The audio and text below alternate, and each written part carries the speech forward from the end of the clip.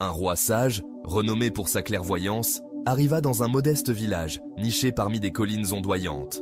Les villageois, impatients d'honorer leur illustre visiteur, sortirent de leur maison, les visages illuminés de joie.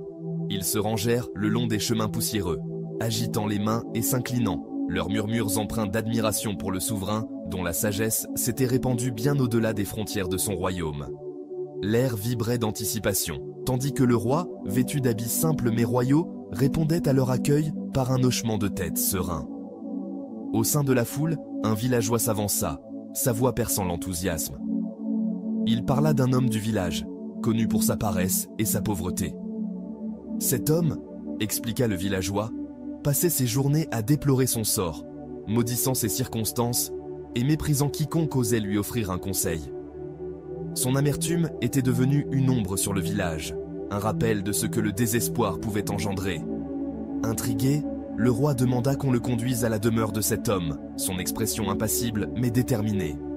Les villageois guidèrent le roi jusqu'à une masure délabrée à la lisière du village, ses murs s'affaissant sous le poids de l'abandon. À l'intérieur, l'homme paresseux était affalé sur une natte usée, ses yeux plissés de ressentiment à l'approche de l'escorte royale. Son visage se tordit en une grimace, et il marmonna des plaintes contre les cieux, les accusant de lui avoir donné un corps inutile tout en lui refusant les richesses qu'il estimait méritées. La présence du roi, loin de l'apaiser, ne fit qu'attiser sa colère. Il exigea de l'or du roi, insistant pour que, sans cela, le visiteur royal quitte sa demeure sur le champ. Le roi, imperturbable face à l'insolence de l'homme, l'observa avec une curiosité calme. Plutôt que de le réprimander, il offrit un conseil doux, suggérant que le travail pouvait ouvrir la voie à la richesse que l'homme convoitait. Ces paroles, bien que bienveillantes, tombèrent dans l'oreille d'un sourd. La frustration de l'homme paresseux explosa, sa voix tranchante de dédain pour une telle suggestion. Sans se décourager, le roi proposa un marché extraordinaire. Il accorderait à l'homme un sac rempli d'or, assez pour transformer sa vie, mais en échange, l'homme devrait céder ses yeux pour rendre la vue à un aveugle du village. L'homme paresseux recula, sa colère éclatant en fureur. Aucune quantité d'or, déclara-t-il, ne le pousserait à se séparer de ses yeux. Ils étaient à lui, irremplaçables, les fenêtres par lesquelles il voyait le monde. Le roi, adoucissant son expression en un sourire entendu, se pencha en avant. Si les yeux de l'homme étaient inestimables, dit-il, comment le reste de son corps pouvait-il être jugé inutile? Chaque membre, chaque souffle, n'était-il pas un don d'égale valeur? Ces mots frappèrent l'homme paresseux comme un coup de foudre. Pour la première fois, il se tut, ses défenses s'effondrant. Son regard se posa sur ses mains, ses pieds, sa poitrine qui se soulevait à chaque respiration. Des larmes jaillirent de ses yeux, incontrôlables, tandis que la vérité s'ancrait dans son cœur. Il vit, avec une clarté déchirante, le trésor qu'il avait méprisé comme inutile. Son corps, loin d'être un fardeau, était une merveille, un réceptacle de potentiel qu'il avait gaspillé dans son amertume. Submergé, il tomba à genoux devant le roi, ses sanglots résonnant dans la hutte silencieuse.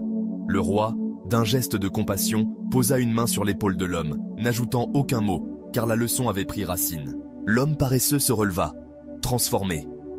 Dans les jours qui suivirent, il se dépouilla de son manteau de désespoir. Il commença à travailler, ses mains trouvant un sens dans les champs, sa force grandissant à chaque tâche. Les villageois, autrefois méfiants de ses plaintes, accueillirent de son changement, leur communauté enrichie par sa nouvelle résolution. Ils ne maudissaient plus son destin, ni n'enviaient la richesse des autres. Au contraire, ils chérissaient les dons simples de son existence, la chaleur du soleil, le rythme de son cœur, la capacité de bouger et de créer. Sa pauvreté persistait, mais son esprit n'était plus appauvri. Le roi, avant de quitter le village, observa de loin la transformation de l'homme. Sa mission accomplie, il repartit à cheval, laissant derrière lui une onde de sagesse qui perdurerait. Les villageois parlèrent de cette rencontre pendant des générations, l'entremêlant dans leurs récits comme un rappel des vérités révélées par le roi. La leçon était claire, gravée dans la trame de leur vie. Les gens, négligeant souvent la valeur de ce qu'ils possèdent, simplement parce que cela vient sans coût. Le corps, le souffle, l'étincelle de la vie. Ce sont des cadeaux inestimables, offerts par la grâce de la nature. Mépriser sa propre existence pour un manque de richesse matérielle, c'est mécomprendre la véritable richesse intérieure. L'éveil de l'homme paresseux enseigna que le travail et la bonté pouvaient façonner une vie, que le destin n'était pas une chaîne, mais une toile. La valeur ne réside pas dans l'or ni dans les possessions, mais dans la perception et l'attitude. Reconnaître la valeur de ce que l'on possède déjà, c'est trouver la plénitude, une richesse qu'aucun trésor ne peut égaler.